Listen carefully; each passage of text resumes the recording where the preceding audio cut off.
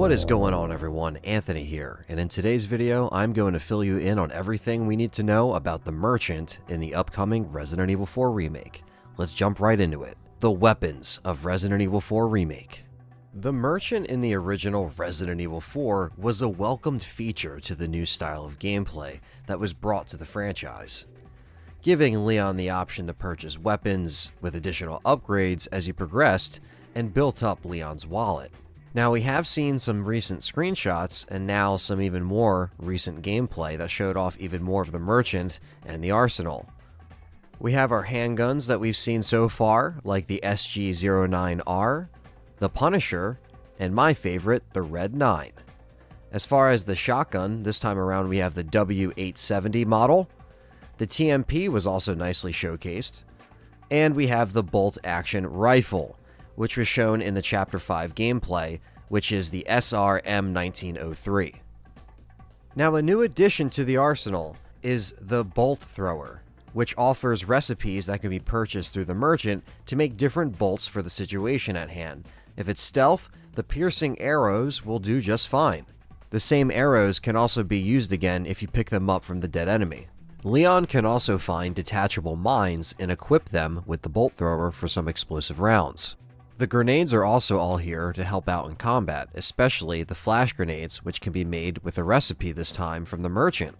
The weapons like Leon's handgun will also have laser sight attachments, and I'm sure that we will see even more attachments once we get further into the game. The rocket launcher can also still be purchased from the store, and this time it's going to set you back about 80,000. Maybe we could still find one in the castle like in the original. So far, as of this video, these are the weapons that we know about in the remake, but as most fans know, there's even more in the original, and I'm sure we will see that as we go from chapter to chapter in the remake.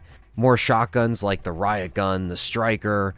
There's also the semi-automatic rifle, which just rips through heads and parasites once it's fully upgraded.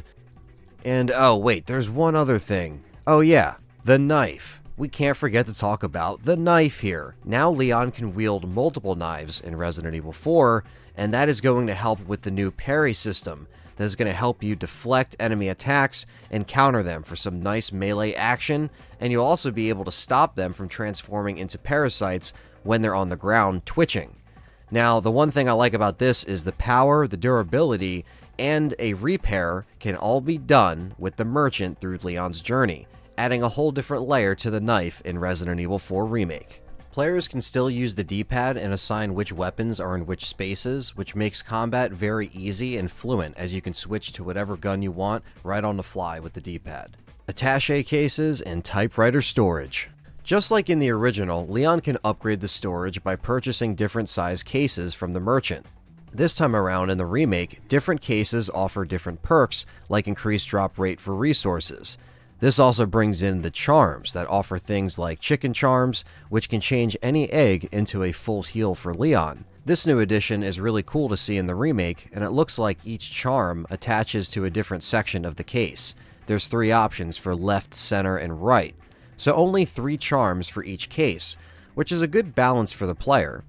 The attaché cases and charms can both be accessed and swapped out at the typewriter, which now acts as not only a save station, but additional storage, which is another nice feature where the old cases don't just disappear. Leon can now access the charms and the different cases all from the typewriter storage.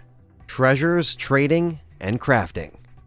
Treasures play a huge role in the original Resident Evil 4, and of course we have our treasure maps that are back. Many treasures have multiple pieces to them, so it's important to see what each piece needs and to hang on to it as you follow the treasure map and find all the things you need for the treasure to increase its value. All of this will help Leon out with his currency and will keep you afloat with the constant stops to the merchant. A new feature that they added is the trading. You can trade things for a treasure map, weapon attachments like the laser sight, or even other pieces of treasure. This is a nice feature that rewards the player for exploring or going down additional paths for treasures and resources. Another side note to this is that there is a feature that now allows key items like the insignia key to be sold when Leon doesn't need it and he can get some extra money. And of course we now have the crafting, which was in recent Resident Evil titles, is now making its way into Resident Evil 4 Remake. Leon can gather materials around the map to craft things like ammo and health, and recipes can also be purchased to craft even more in Leon's favor. Side missions. The merchant doesn't just have one little medallion search like in the original.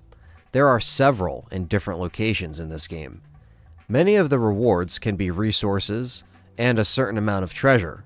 Some of them, like we have seen in the gameplay, make you encounter enemies like the wild dog, while giving you location to search and finish off the quest.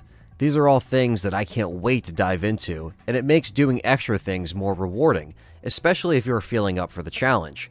Having some layers to the expanded map while keeping the memorable location is just what we want to see as fans.